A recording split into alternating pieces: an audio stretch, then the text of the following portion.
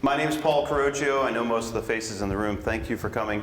I'm the president of the Manchester Business Association, and a lot of you were at our private reception last month where we updated all of you on where we were trying to head and where we are heading on funding and what we've achieved. But I want to repeat a lot of that for the folks that weren't at that reception, and then dig into what is our primary goal tonight, is to introduce a membership funding idea, along with give you an update on where we were a few weeks ago with the Select Board of Manchester. So a lot of these slides are familiar, but I want to continue to update everyone and remind all of us what our purpose is. So the Manchester Business Association is a 501c6 membership organization, and we consider ourselves a destination marketing organization with an 11-member board. If all the board members that are here could raise their hand, that'd be great, just so people know John, Anthony, and myself. So the other board members, Joy, make sure I get this right, Joy from Joy, All Things Under Things, Chris Morrow from the Northshire Bookstore, Lana Halbin from Manchester Designer Outlets, Bill Drunzik from the Spiral Press Cafe. Pauline Moore is here and is an advisory member of our board representing the town. And Andy Reed from Sotheby's, and Ann Hauser from Mountain Goat. Am I missing anyone? I think we're good. Okay. So our vision, we started about 10 months ago and outlined our vision as to promote and market the town of Manchester and its brand, and primarily through marketing strategies of advertising and promoting and helping encourage events to occur to attract visitors to Manchester.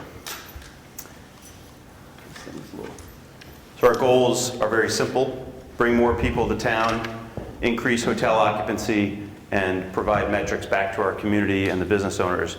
We've made contact with over 250 business owners in the town, and we've registered over 160 of them on our website, with 73 of them paying for enhanced directory advertising on our website as of this week.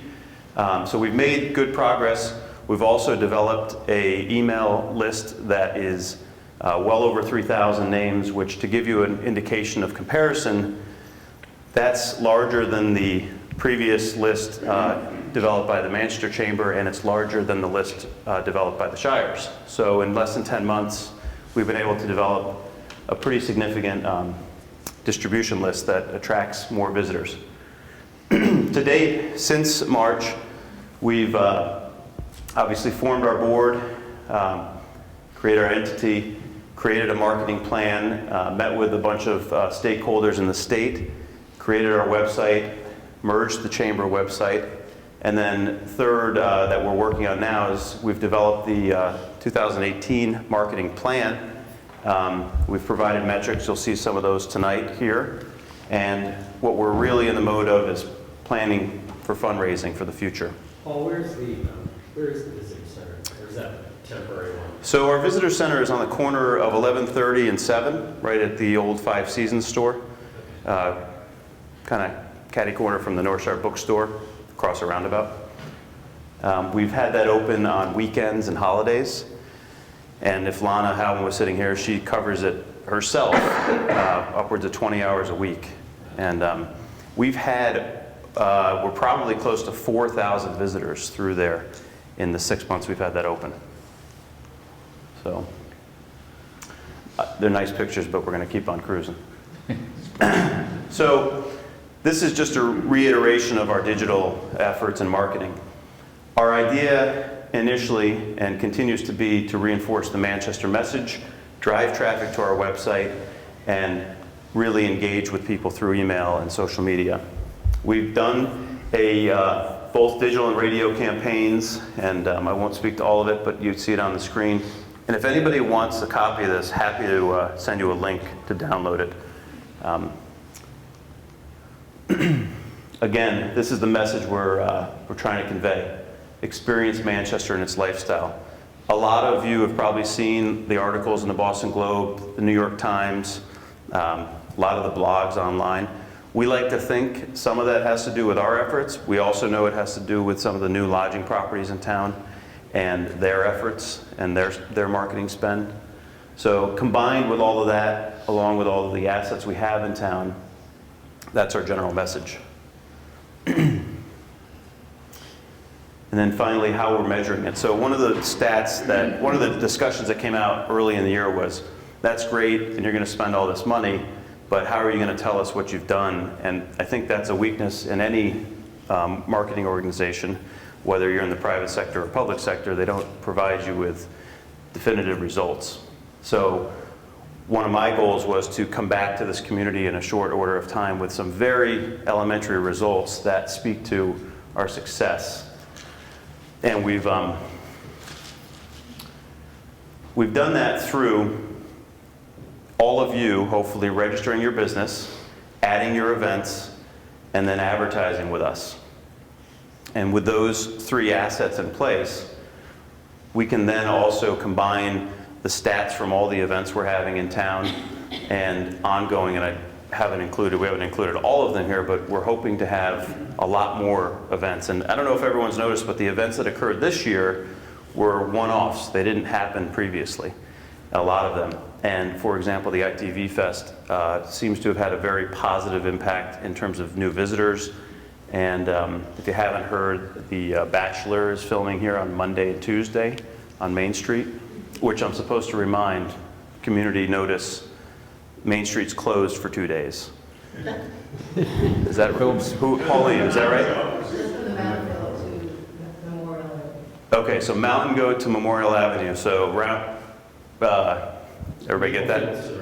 Yeah, closed for filming. And I think there's show up at Rite Aid on Sunday night or Monday morning if you want to be an extra. Or a bachelor, if there's any bachelors in the room. So that's a great thing, by the way, because eventually as that feeds through, I would think the businesses on Main Street and the town will be mentioned, and that'll come through in a TV episode, I hope, that basically brings more people back. So, metrics.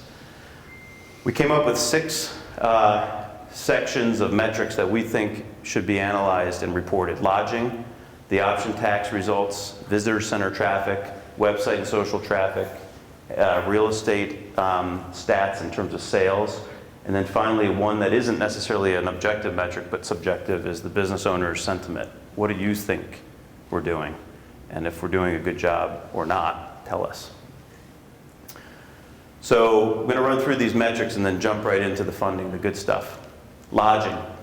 We didn't get a lot of participation, so we did our own analysis. We dug into what we could online and what the town has for data. So we analyzed 12 lodging properties that have a total of 600 rooms, and we were able to, through a very simple process of taking every single 365 nights of the year on all 12 properties and plugging in the rates for those days, we were able to figure out what their advertised average daily rate is on the weekend and holidays. It's $295.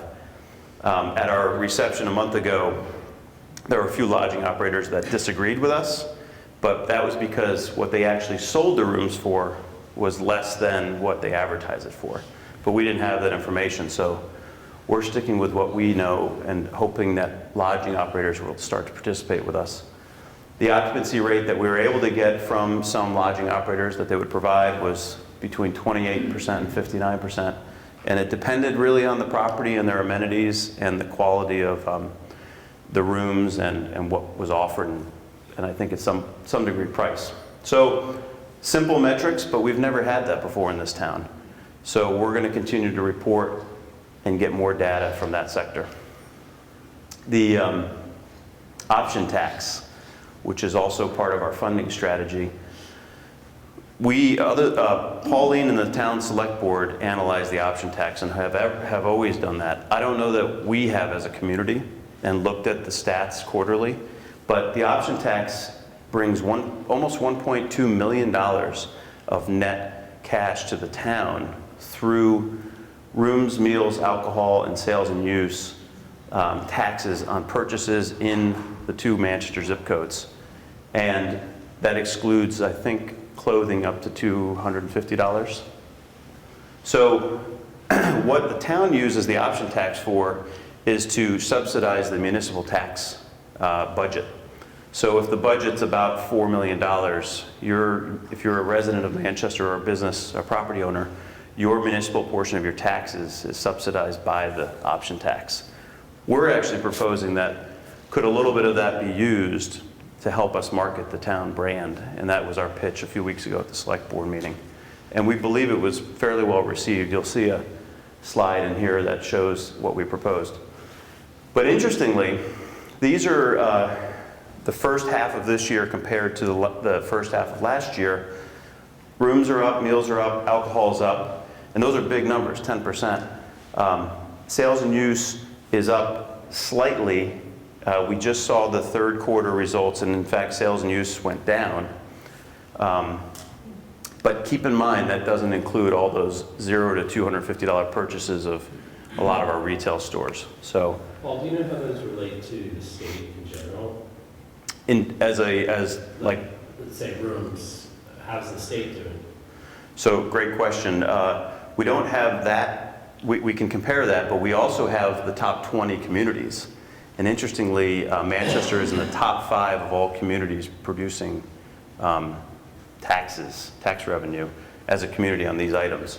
And on a per capita basis, for Manchester is, just to give you a comparison's sake, Manchester produces about $100,000 in gross sales revenue versus a town like Bennington is about 20,000.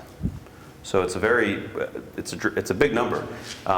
In fact, Cabot, Vermont is the top, primarily because they produce a huge amount of sales with very few people, but we like to take that one off the list and then look at places like Stowe and Woodstock and Burlington, for example. So these are going to be really interesting metrics. And the one at the bottom that is really interesting, I really think the bottom one is going to make some serious dollar changes for us, I hope.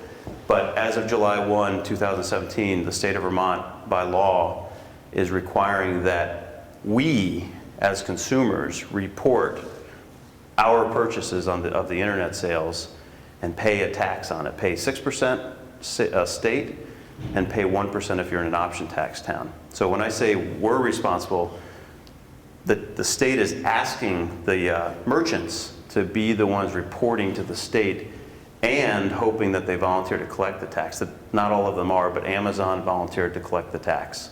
So when you all get your letter in the mail that says the state doesn't believe you, that you bought a lot more things on the internet, they have information that you probably don't know they have.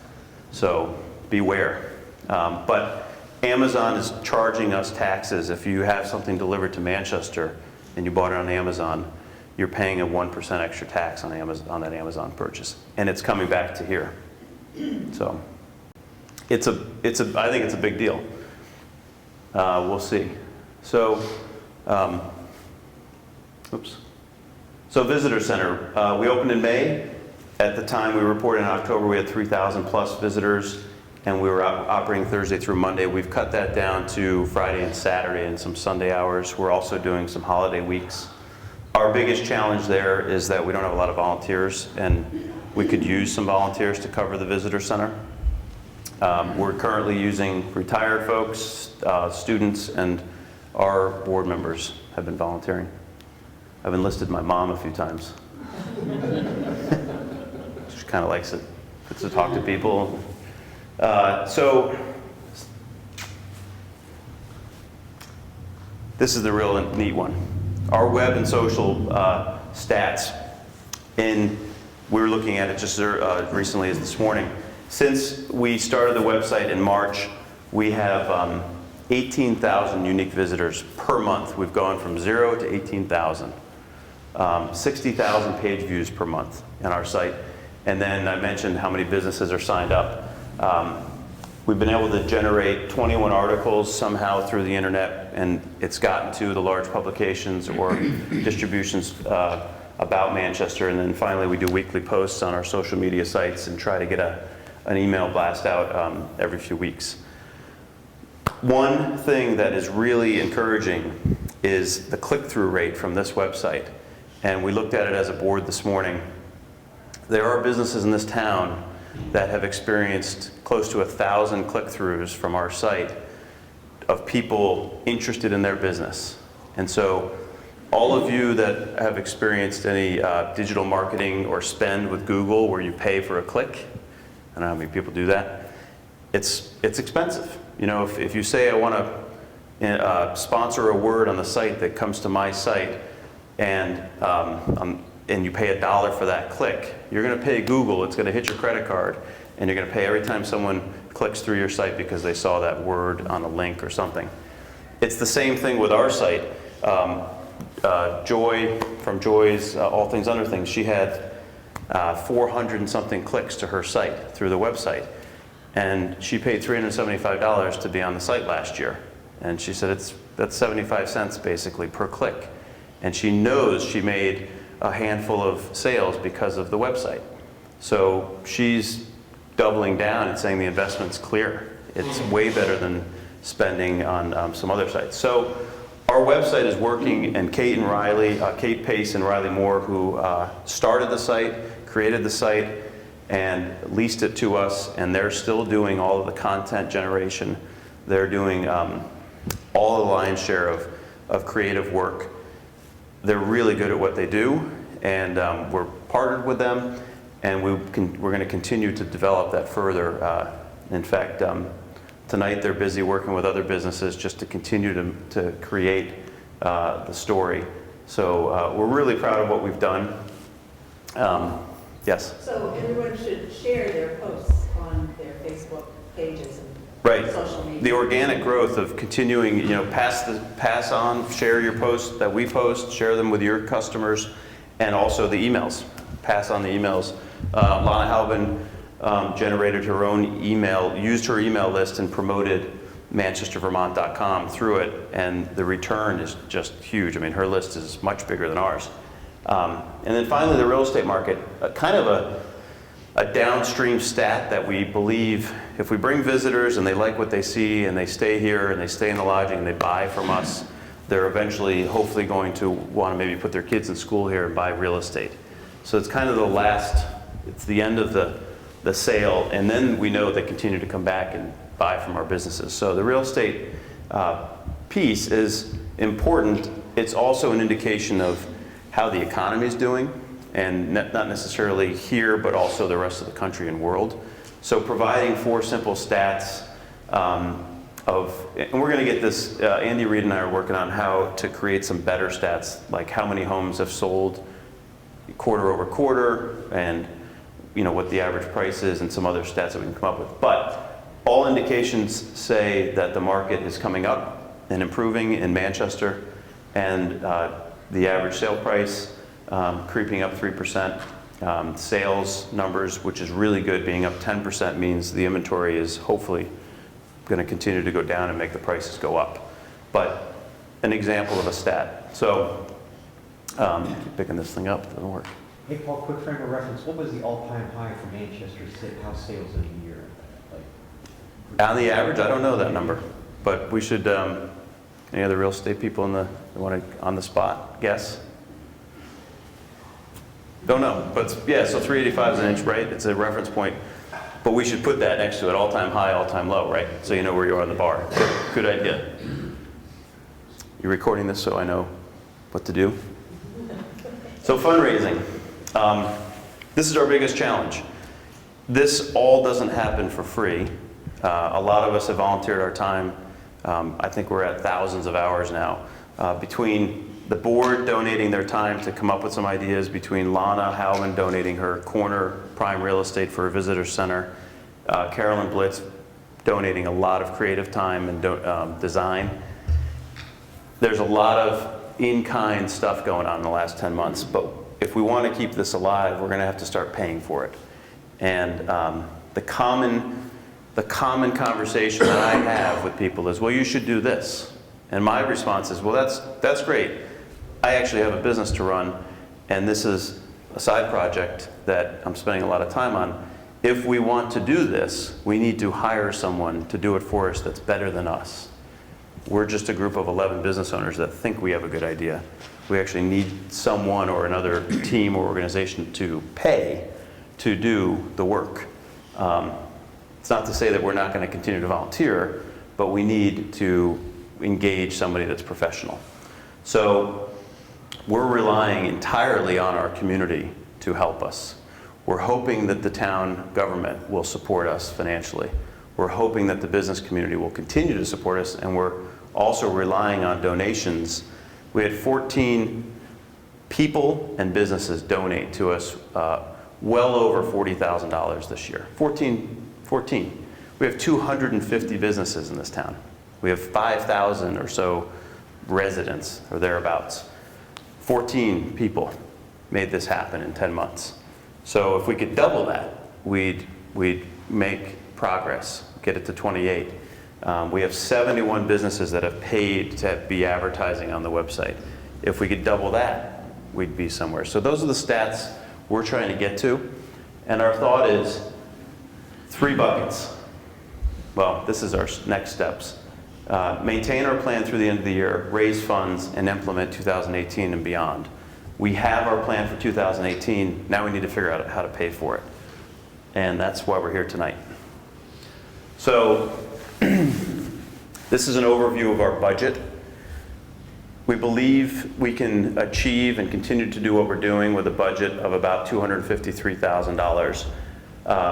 223 of it is direct spend on marketing. That means 30,000 of it is basically, actually if you include the website lease, it's 248 of that is spending on marketing. So it's a pretty extreme amount and portion of the total budget that we want to spend on things that produce people to come back here. We've also allocated what we think is just a best guess of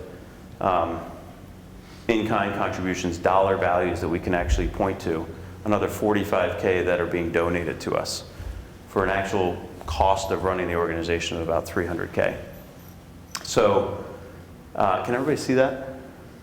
Again, if you want a copy of it, just email mba@manchestervermont.com and we'll get it to you. So our thought is we can raise funds from the town, we can raise funds through donations, but we can also go with the old classic way of having a membership program. And we thought about it. Could we have 10 different tiers, in-town members, out-of-town members, but we really came back to the basics. People either get digital and they just want to spend on digital, or they get digital and they get bricks and mortar. And we've sliced it in 2 columns. You can be a member with us and benefit from all the digital functionality and marketing that we do, which we've already proven works.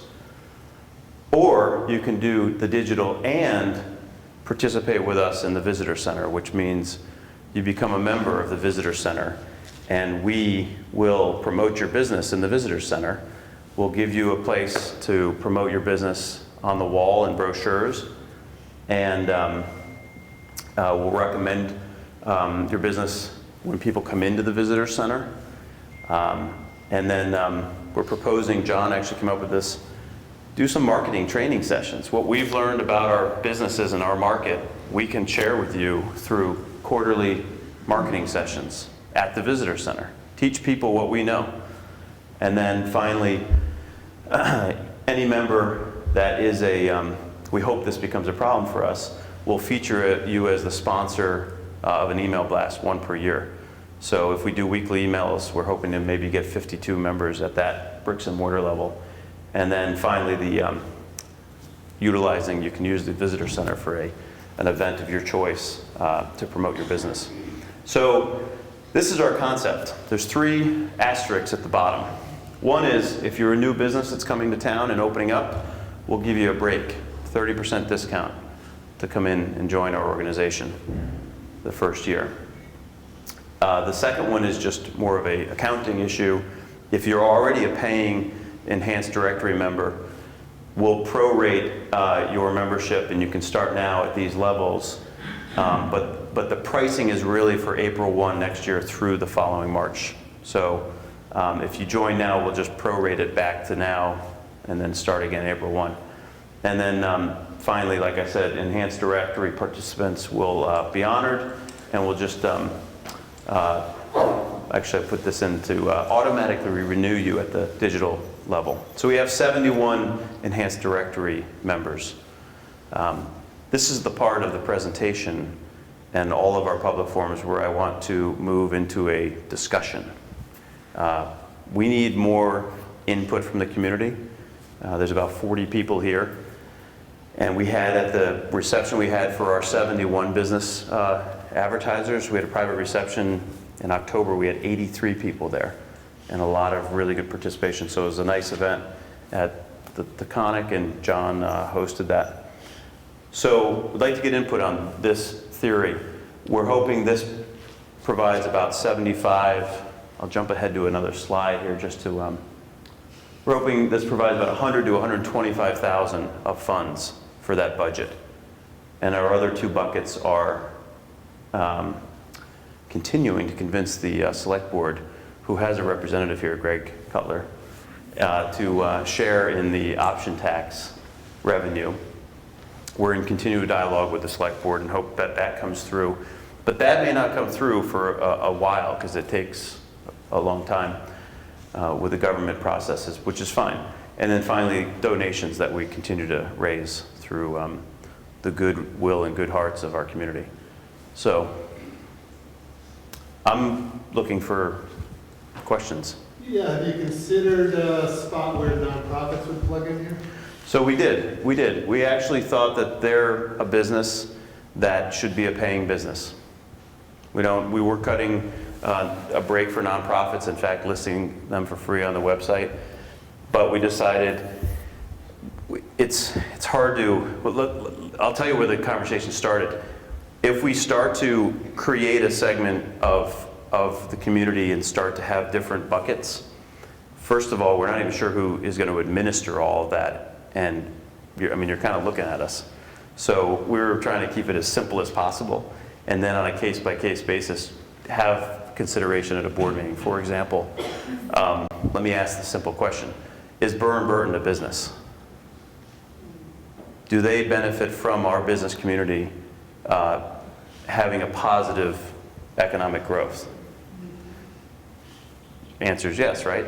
Do they have $750 in their budget to be listed as a business on our site to promote kids to come to that school and buy parents to buy homes in this community? I think the answer is yes.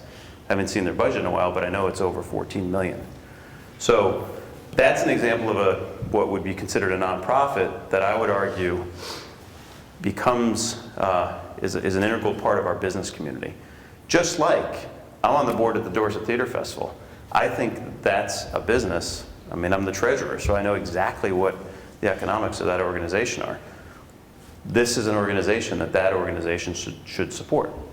And we've talked about, I just brought up a good example, that's an out of town of Manchester organization. We're going to invite any business that wants to participate in this. So there isn't an out of town price versus an in-town price. If Bromley wants to participate because they're in Peru, right now they can't. But we hope after March that they can. So, maybe we'll soften up on that, but we're really trying to make this work, and giving people breaks doesn't work right now for us. Well, in many senses, the NBA is perhaps the most losing nonprofit at the moment, because it needs volunteer time. Yeah, that's a good point. And I'll tell you, at our meeting this morning, we had a coffee chat in the corner of the Spiral Press this morning at 8. We feel we are not communicating our success well with the community. And it's partly because our successes are in this digital marketing space that most people don't even understand. Half of our board, it's an education process at the meeting. I don't know it that well. I'm winging it in my own company. And I think most of us are. John Burnham, who runs the Taconic, gets it. I'd say you're probably the most educated in our group, and clearly Kate Pace and Riley Moore are. But half of our board meetings are learning how our successes are working. So we're not doing a great job getting that out, primarily because we're learning it along the process. So we apologize for that. Hopefully we'll get a little bit better at that. But any other comments, questions? There was a line item for marketing in the town budget. Oh, yeah. Have you made any effort to maintain that line item and have access to that money in the budget? Right, so that line item is discretionary basically by the select board. Am I saying that correctly, Greg? And that, I would say that line item has not been maintained for the purpose of funding anything to us, but it did fund the merriment decorations that you saw in town, which I think they did a great job. And if you were in town last week, it was the selectmen and the town manager hanging up all those wreaths. So they didn't pay someone to go do that. They actually used the money to buy really good stuff and put it up themselves. So I don't think we can rely on it, and I also am not sure that we should be selfishly looking for that particular money because it went to a good use. There's a $10,000 Christmas line item specific, and then the money that Ron Mancini was getting before was then allocated to the MBA, I believe, and is no longer going to be a. Yeah, I was referring to the Ron Mancini marketing Yeah, so effort. that's no longer going It's no longer part of the overall budget. And is there not going to be any other line item? Well, I mean, it's under consideration, which I don't know if you're going to bring up that slide, but there's a consideration in front of the select board now about getting a portion of the option tax. So I could put up a slide that's somewhat, it's a little confusing, but to Greg's point, 2 weeks ago, we presented to the town select board, and let me just see if I can find this thing. Oops.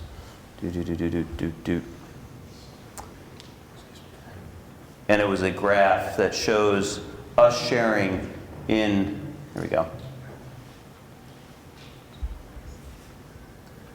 So the local option tax, this is that one of our three buckets. This is the idea we presented 3 weeks ago at the town select board meeting.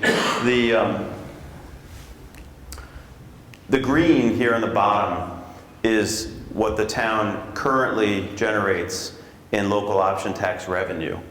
We were proposing, and still do, that, and we have this key up here, that every year the option tax proceeds for the town, we're making an assumption that it's going to grow, and that as it grows, 3% should go to the town for inflation, so that we always maintain the same amount that's going to the town, and a 2% buffer can go to the town. We're proposing that through our efforts, we hope to grow this option tax, and that we share in everything above 5 and up to 10% over. And that'll generate, you can see in the beginning, it's $76,000 right there, 104, 121, 139. These are by years. And we're just using this as an example of how we believe our efforts will continue to help that grow. But we're hedging that it'll grow more than 5%. If it doesn't, we get 0. The town gets 5% increase year over year. And then once it gets over this the 10% above its budgeted amount, the town picks up the rest. So the idea is that as the option tax grows, we peel off a slice to market the town and bring more revenue back to the town. The monies that were previously budgeted were strictly a select board decision, line item in the budget for marketing. Ron did a great job getting us that far, and that amounted to $25,000 a year. Does that sound right? With a match. So the community had to raise 25, the town would kick in 25, so it amounted to 50. That ended last year. We can ask that, but we felt we needed something that had everybody had some skin in the game, and also produced more money. Just having a line item for an expense doesn't really, it didn't seem appealing going forward, because what if it didn't exist the next year? What if the town said, well, we're going to cut it in half because municipal taxes are down or whatever, or we have to buy a fire truck? I mean, whatever it could be. So we thought this model worked. There are two other possible scenarios that play off of this. We could get the town's approval, and then go to legislative approval for an additional percentage on the option tax. So go from 1 to say 1.25, and make the quarter point dedicated for marketing the town. And that would go to an organization like us or whatever the town decided. The third option is create a whole new, create a lodging tax that would go on strictly rooms for the purpose of marketing the town. So there's, the town generates $25 million in lodging revenue. So if we did a 2% tax on that, it would generate $500,000 for marketing the town. So Saratoga does 6%, and they generate $6 million to market their town. We've polled a handful of the lodging property operators, and they don't think it would impact their business, and in fact, probably would help because of the marketing. So just think of it as, if you spend $300 for a room night, it's $6. You know, when you go to the rental car place at the airport, and you think online that it's $100 for the day, and you get there and it's $200, it's because of all the taxes they charge you. So we were thinking it wasn't that big of a deal. So we do have a couple other ideas that we're hoping to discuss with the select board. But that was what we presented a few weeks ago. Paul, the comment that I can make. Yes. As a town resident, I'm as keen as anyone in the town tax rate being kept down to what it can be. But my understanding is that in the past, the option tax has been used by the select board to contribute towards keeping the tax rate down. Now, I think the proposal that you're making here and the way that you're going about it as a town resident, I fully applaud. I think it's good. But I don't think that many people in the town, taxpayers, are aware of it. And somehow, I think you need to be able to get the message out that the developing and promoting the economic health of the town is in everyone's interest. And therefore, this way of doing it is in everyone's interest. So that you don't get a pushback at the town meeting from people saying, well, why can't the businesses pay their own stuff? Do you see what I'm getting at? Right, and we had that happen even as late as the select board meeting, where comments were made that the businesses are benefiting and saving money through the municipal tax rate being subsidized, and therefore they should have money left over or saved because of that subsidy to market themselves or participate directly. But business owners aren't necessarily the property owners, and the property owners don't necessarily require that the businesses pay the property taxes. So it gets really muddy, and your point's it's spot on. And what we've decided is that we can only do it through an organic communication and educating the masses, because if it has to get to a town vote, we need this room to show up at town meeting, not the people that don't understand it. Because the library is a perfectly good example where the naysayers showed up versus the people that supported it. And that's why it was such a struggle at town meeting to get the hundreds of thousands of dollars for this facility. And I think most people would argue that this place is a great asset for our community. And those people that were sitting at the town meeting and said it's not going to be, didn't understand it, to your point. But they were the ones voting against it. So at town meeting, it's important for us, and I'm not even a resident here, but I would encourage that that's where we're trying to go with a real organic grassroots approach to the effort, and get people at those meetings, the select board meetings, to say to the select board, this is good for our community. We had that at the last meeting. I don't know, we had a dozen people, Anthony? Yeah. And it was remarkable. You couldn't have scripted it, how the business community came out at the select board meeting and went all the way back to the 1970s and said, what we're doing is good. And some of those people had said, we've been here 40 years. We need this. And I mean, Ed Morrow sat in the front row and told a great story and validated everything we're doing. And Ed, we didn't even know Ed was going to show up. So it's a real grassroots approach, getting people to the select board meetings and then to the town meeting. Now that's just for the town contribution, because Grant from Long Ago and Far Away made a good point way back in March that there's a lot of people riding on the coattails of a lot of other people, or not a lot of other people. It's really like 10 to 1. And we need to get a full participation of the community, and this is how we think we get it. So, through the town funding. And then membership gets you in the game further. If you think it works for your business, then step up, and we promise to do these things. We can't promise the results, but we think we've seen really good results so far. Ramsey. Have you considered a sort of a hybrid of the lodging tax and the option tax? Because the option tax, while I like your matrix, if the town actually starts to struggle again and fail, We lose. then we don't have anything. Right. That's the time when we need it the most. Yeah, and also the option tax is, the problem with the option tax scenario there is that we also are paying into that.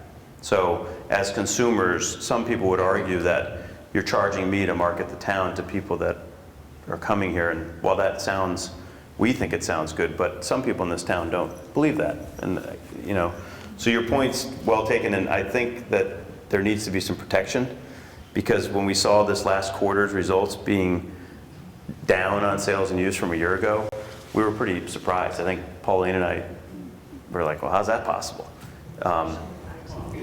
Right.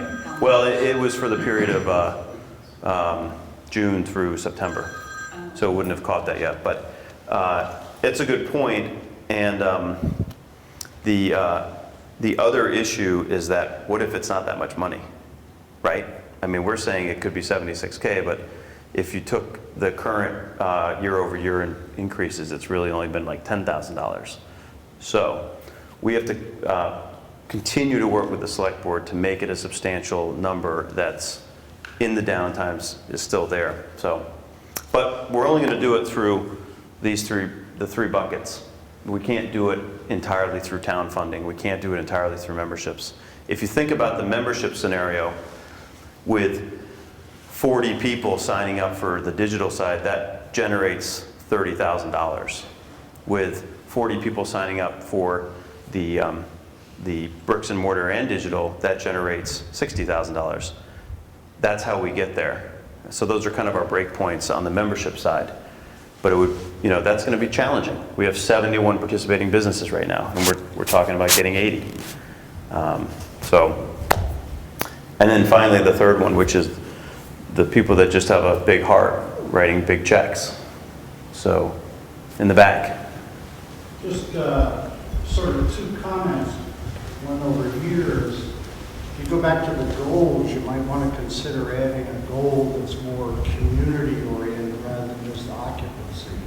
As you talk about burn burden and people coming here, a lot of people can't connect the dots, something involved, because you're asking residents to pay. The other comment is, that other slide, $750 for digital.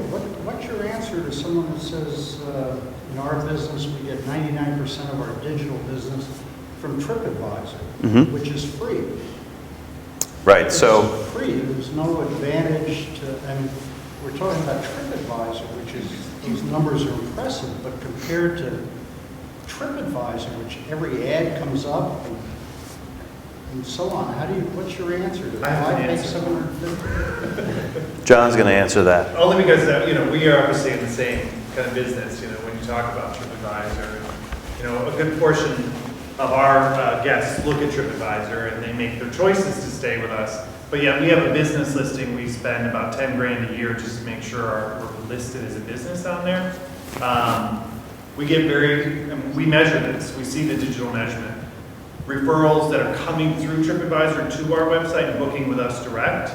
People are either booking through third-party channels that way, which we obviously don't make money because the third-party channel helps take a chunk out of that. But what's interesting is the Manchester, Vermont website, where we pay $375 at the moment to be part and be an enhanced listing. This year alone, since the beginning of the year, we've seen $12,000 worth of revenue and over 75 click-throughs directly from Manchester, Vermont, more than we get on TripAdvisor. Well, we're in things to do category. No, totally understand that. And it's zero. It's like like one thing over the last 2 years. But we have a captive audience that when they go to manchestervermont.com, If they go. they're wanting, but like I said, I mean, we're seeing more performance from manchestervermont.com than TripAdvisor. So our answer is we're better than them.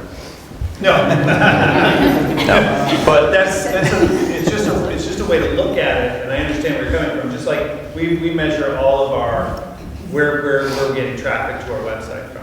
And there are other sites here in Vermont that we've spent more money than we've spent with Manchester, Vermont to be on there. Vermont-specific websites that we're not getting the traffic that we get from this one website. I mean, we obviously have an enhanced directory, we have advertised, we do everything, contributed money, volunteered, everything. MBA, we've got maybe one lead, just one, not 1%, one lead in the last 2 years. It's TripAdvisor, you see it just. well, it may not work for everybody, Right. but Jen? My question is more, I guess, educational, maybe it's from Greg, but what is the option tax right now used for? And if we took $50,000 to $100,000 off it, who's losing out? Can I try and answer this, Greg? Well, my understanding is that it was a very specific ask when they went to the state and said, we want to do this. So the 1% was, one thing I heard was to offset wear and tear created by a bigger business infrastructure. That was one issue, and then the other was to try to reduce the overall taxpayers' burden, and that's what it goes to. And what I've heard too is that if you were to change that original purpose, I think that may be an issue as to being successful in this particular case. So that's something to consider. So That was the original purpose. So as a taxpayer of Manchester, Yeah. how is my tax bill going to be impacted if $100,000 is taken off of the options tax? Well, the argument is maybe, well, you might make the argument that it would be impacted in a positive manner because you'd have a bigger return on the option tax because that money is going back to increase visits and maybe drive it up. That's I think the goal. But nobody. So I can tell- But the option tax, Yeah, I can tell you, it goes yeah. to the state first, that money, and then we get a percentage of the 70% of it comes back to Manchester. So you guys can't tell the taxpayers of Manchester how. We can. Exactly what the impact. No, we can. No, yeah, We can, because I mean, you can see the overall, I mean, if you were to do the scheme, Is my bill going to go up? No, remember, it's only if it grows. it's only if it grows. Something happens. But I think Jen's asking a different question. You're saying, why not just take a piece of it, Yeah. as is? well, yeah, So- again, that's the answer to that, is that there was a specific purpose, and whether or not the board is considering it, and whether or not it can be done, that's another, can you change the reason that you're generating that money? You may have to go back to the state, I'm not sure. But let me answer your question. Yeah. So the municipal tax revenue, Greg, is how much of the total tax revenue generated in town? The 4 million of municipal tax, how much is the school budget total? Or the money that goes to the state? Oh, well, what the select board, I think, is 11%, I think, of the overall tax. Is So, what okay. we have purview over, and then the rest is For the the school? school and appropriations. Okay, so So Jen, this, where we're sitting right now, is an appropriation voted on by the taxpayer.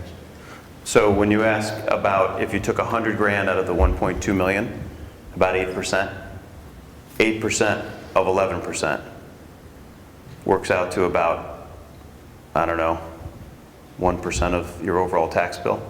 That's the impact. So if you have a $1,000 bill, it's $10. Well, I'm just trying to use a number. It's not a big impact, and that's the point we were trying to make with the select board a year ago, but it didn't work.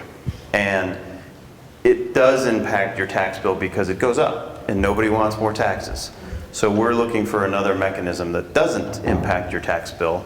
And actually, one of the lines I've used is, if we can generate revenue, sales tax revenue from the internet sales, we're technically shooting the internet companies with their own bullets.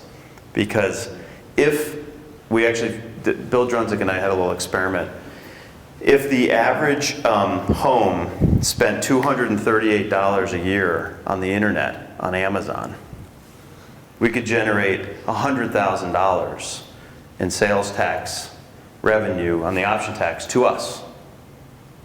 Think of that, $238. Who in this room spends, and Chris Morrow, close your ears, $238 on the internet sales with Amazon in a year? So, I mean, I know our home does, but we may be an exception because we've got 2 little kids and we buy stuff that you can't necessarily buy in this town. But my point and Bill's point was, it's a possible way, and what's going to happen is if we're right and that revenue ends up in the town year over year, it's going to be earmarked for something other than this. We're trying to get ahead of it because Andy Reid is on our board and he's at the fire department and he said, we sure could use a new fire truck too. And that 100K could go to that. So we're trying to say, hey, before it comes, if it comes, could we maybe earmark it for something that keeps it coming more and generates more? Because a fire truck doesn't actually bring people to town to buy stuff. It's perfectly good to put out fires and hopefully we don't have any. But, and I'd never argue against buying a fire truck if we need it. But I would argue that let's utilize some of those revenues for a purpose that lets them grow. Compounding growth. Yeah, yeah. The fire truck depreciates, the 100K or more grows. So it's kind of like, and I've been to the firehouse breakfasts. They're great. The trucks look good. I don't know how to drive one, but they look like they're in good shape. So I'm trying to argue on our behalf, and maybe it's wrong, that that money should start to be peeled off for something more productive. And I'm sure Chief Bourne will call me tomorrow. Yep, in the back. The internet sales that are reimbursed back to the town, that's the 6% use tax. Does that include an option tax? Sure does. So if somebody orders on the internet from someone out of California and shipped here, we get the 1%. But if somebody buys something locally, that only the use tax applies to it, it's not the internet. It's the sales. The option tax doesn't include that. It does. The option tax is only on the meals, room, Meals, rooms, sales, and use. It's only excluding sales of clothing under $250. So if you buy a TV in town at Brook Valley Appliances for $1,000, you pay $70 in tax on that. That's just the use tax, not an option tax. It's the 1% option is the $10 on that TV. You pay $6 to the state for sales tax, $10 for the 1% option tax to the town. And believe it or not, if a plumber does work on your house and uses a copper elbow, that elbow is charged 7% tax to you. Should be. And I'm in the business of working with plumbers, and some of them do and some of them don't. But so that's an example. If you ordered that television from California, it's charged a $70 tax on Amazon because they volunteered to collect it on your behalf, and then submit it to the state and record the zip code that it went to. And they volunteered going back to February 1, so they started back then. The state mandated it July 1st of this year. So how much of that could we get? Well, we're hoping it's a good chunk. I mean, we don't really know because Amazon's the largest online sale company, we believe. I mean percentage. Oh, well, you get 70% of the 1%, 0.7 of, yeah, every dollar. It's pretty complex math, and it's tough to really talk about it because sometimes we get confused ourselves.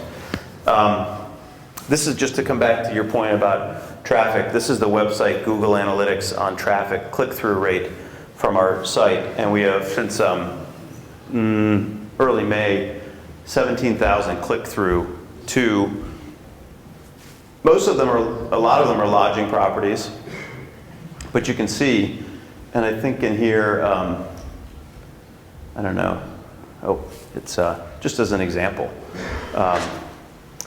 Seasons Restaurant, 302 people clicked on it. And they can show those 302 on their website that it came from our website, and they appreciate it. So in the Google world, Google would have charged Seasons maybe $1, $2 for that click. And so Seasons paid $3.75 this past year. We're asking them to pay $7.50 because we think we're doing such a good job and we need to support what we're doing. Those click-through rates would have cost Seasons $2.25 per click-through. That's a pretty good price. So it's not, John, it's not far out from what we're all paying. Plus, you're getting all of the other benefits of the organization. So this is just one example of how that works. So, Jen? What else are the benefits of the organization? I've gotten the online website. I've gotten the volunteer visitor center. Mm-hmm. But I saw on the spreadsheet, it had one person, it had a $64,000, I think, line item for, it said staffing. I don't know Yeah, how many right. people you're getting for $64,000. And so are you guys assuming that that Lon is still gonna continue to be generous and that you're gonna continue to volunteer staff the visitor center? So I'm looking for that spreadsheet. I wanted to show you the spreadsheet that we have going on right now that's much more detailed. Here it is, okay. So, detailed media plan. So this is an example of, it's about 100 lines, but where all that marketing money is going, and let me see if I can, I'm trying to make it so it fits here. Yeah, okay. Can anyone read those? Okay, so this is the product of Anthony's efforts and his marketing team, which includes John Burnham, Lana, Kate and Riley.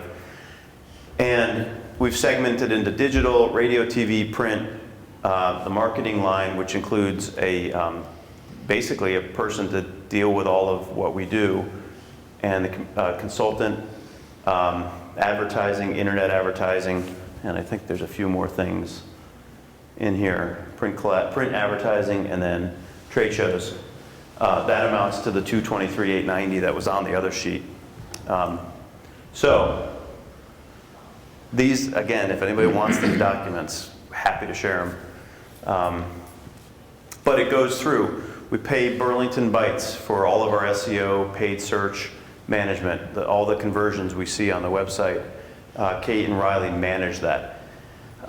Manage Burlington Bytes for us. The management of the calendars and all the events and the content we are currently paying Route 8 Social 7, Route 802, Route 7 Social. I don't know why we have it written that way. We pay Vermont.com $5,000 for a 6-month membership on their site for a banner ad. We pay to participate with the Vermont Chamber of Commerce so that we generate. I mean, they have half a million page views a year. Then the radio and TV ads, I think we may be cutting those out, but we've got them in there. Print collateral for all of our stuff that we hand out. So that's kind of what it makes up. And then, yeah, 64,000 of it is somebody to get something done that knows how to do it better than us. We've actually thought about what's the bare bones budget. If we don't end up with funding, we would cut that. We'll just keep going at the rate we're going with our own efforts and volunteer time. We've got a allocation for the commuter rail, MBTA commuter rail cards, $20,000. If we don't have the money, we can't spend it. So there's things in here that eventually, if we don't have the money, we don't do. But our core is the website, the social media, the Burlington Bytes, and what we've done this year. So what we've done this year is basically our budget's $72,000 for what we raised with the town. We knew we had that money, so we went and allocated that. That goes through March of 18. On top of that, we leased the website from Kate and Riley for 3 years. So you can dig deeper into these numbers. I don't actually know them as well as the marketing committee does, but they spent a lot of time putting this together and refining what we thought was the best resources and utilization of the money. So that's So it's a marketing company. a marketing company, destination marketing organization. Yep. For the town of Manchester. And how do you guys connect with the new regional marketing company? So we connect only through shared communications. We've been sharing email lists to communicate out, but our pitch has been this is a very targeted, like a rifled approach on the town of Manchester and its brand. We are not interested in the regional brand. This is for the town of Manchester. We benefit from our regional assets, but we're focused selfishly on the town of Manchester because we had, and we think we're going to continue to have town money. And one of the conditions of the town money was only Manchester assets. So we've been operating under the purview of the 72K was you can only market Manchester companies. That's in our agreement with the town. We're But you're hoping. going to open that up, you said. Right now, we don't have any agreement after March 2018 with the town, so we can do whatever we want. Unless they impose that over the 100 grand? Well, we're here first on this next year. If they told us they're going to give us money 3 weeks ago, we'd operate under the town's guidance, but they're not giving us money right now. So we're moving forward with our plan. Because, frankly, Brownlee's calling us every day saying, we want to advertise on your site, and we'll write you a check. We're saying, you can't, because you're in Peru. That's right. It's a good argument. So that's an interesting play. All of a sudden, the post office gets busy with P.O. boxes.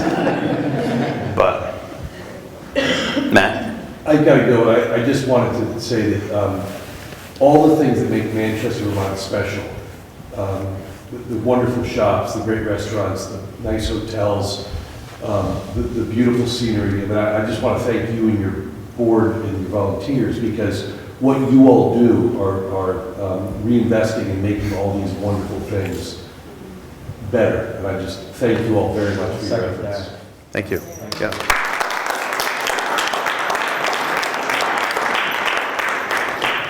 I'll make another comment as a town resident again. You're focusing, understandably, in your business approach on the retail outlets and those accommodation, lodging, restaurants, which attract visitors. But of course, there are other aspects to the town, namely the resident side, and there are services, doctors, dentists, lawyers, accountants, plumbers, electricians. Those people also are interested in the town economic health. Because the more people who will buy houses around here and come, I mean, again, Manchester Music Festival doesn't sort of have visitors coming to the summer, but the festival relies on quite often on residents. How have you managed to factor in that part of the town community to understand what you're aiming at and to support what you're aiming at? Sure. So that's a difficult sector, the service sector, because it's as difficult as it has been to educate the lodging sector and the retail sector that we produce something that's worth their while. The service sector is further downstream, and the real estate sector is even further downstream.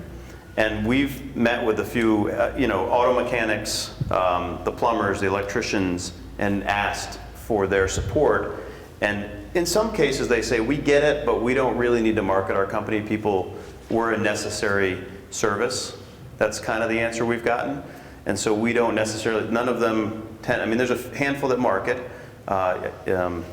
Diesel Electric, Gavin, Cornell, those guys all market and you see it everywhere. But the others don't necessarily market. But what we have said is we've created a new column on the website that's called Services. And in that section, that's where we would put all of those, that category of auto repair. I honestly think people still get flat tires, and when they're visiting town, they come into the visitor center and say, I have a flat tire, where do I go? What do we say?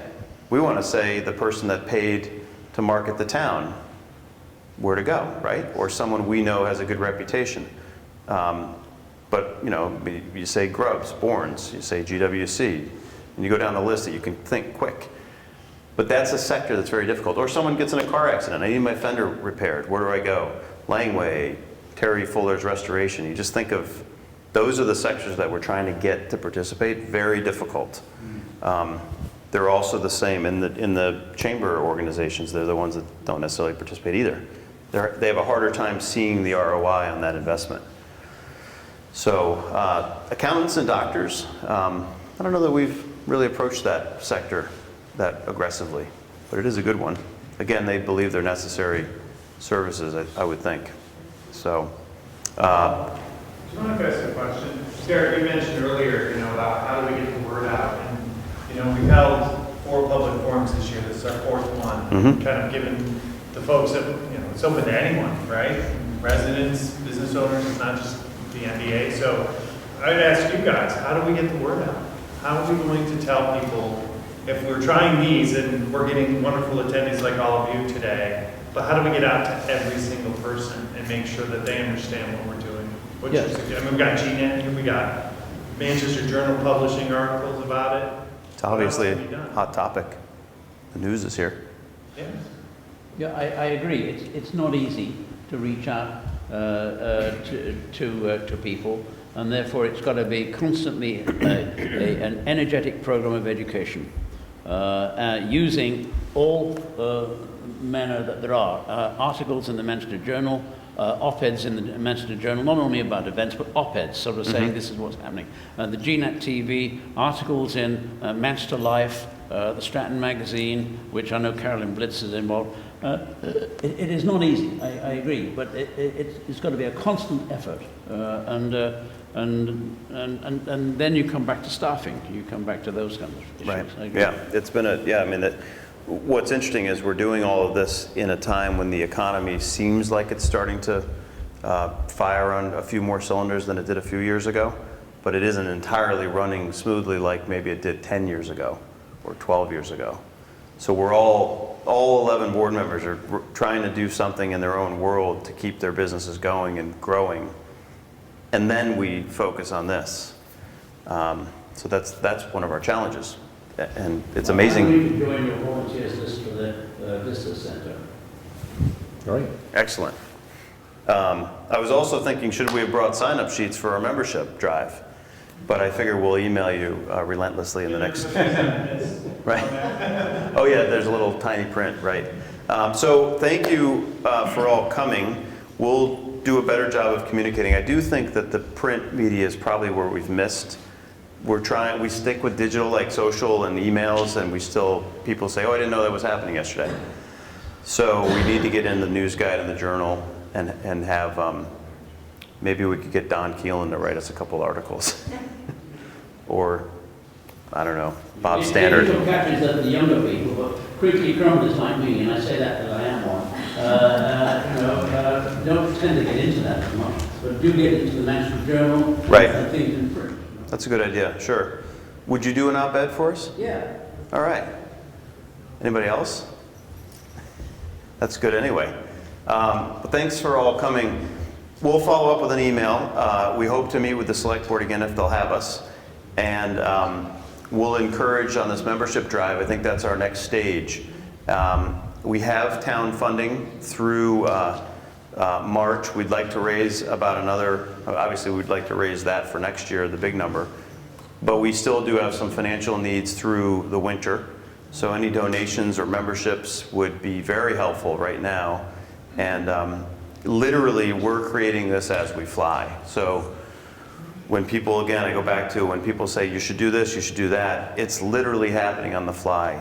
And our organization just throwing emails at each other, coming up with ideas. So we encourage you to keep throwing us ideas and showing up. And hopefully we can keep this going. Otherwise, I guess we go back to our regular businesses and just hope for the best. So.